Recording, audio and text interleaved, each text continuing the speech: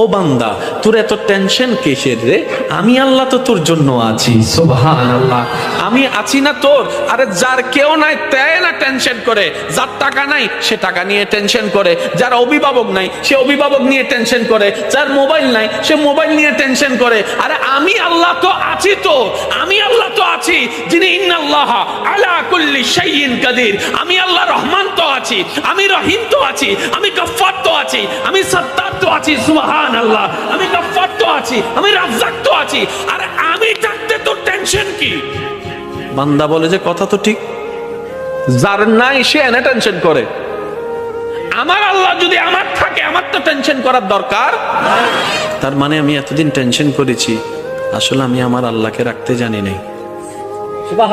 আমি আমার আল্লাহকে রাখতে জানি, আমি আমার আল্লাহকে ধরে রাখার মতো ধরে রাখতে জানি নাই, যার কারণে তো টেনশন আমাকে স্পর্শ করেছে।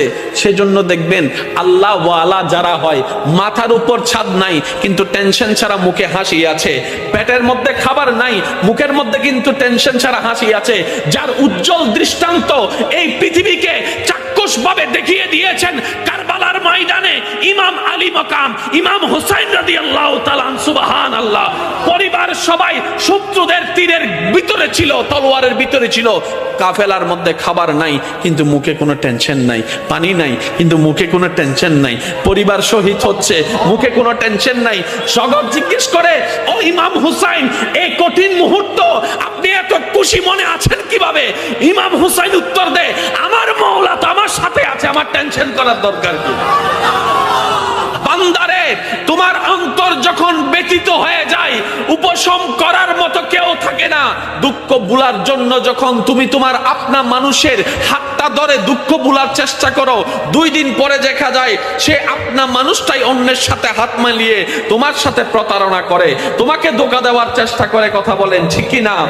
বান্দারে, তুমি যখন অশ্রুসিক্ত নয়নে কান্না করতে থাকো, কার জন্য কি করেছি, কে আমার জন্য কি করেছে, সেই হিসাব মিলাতে মিলাতে বান্দা একবার দেখো না আমি রবের দিকে। সুবহানাল্লাহ, একবার তাকাও তোমার মনের চোখ দিয়ে আমি রবের দিকে।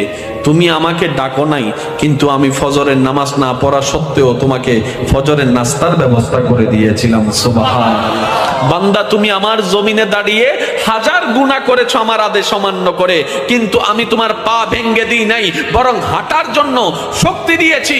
বান্দারে, তোমার প্রতিটা মুহূর্তে কেউ তোমার খেয়াল রাখে নাই, আমি রহমানের রহমত তোমার খেয়াল রেখেছে। সুবহানাল্লাহ, বান্দারে, তুমি যখন ব্যথিত হৃদয় নিয়ে রাতের অন্ধকারে রুমের মধ্যে কান্না করো,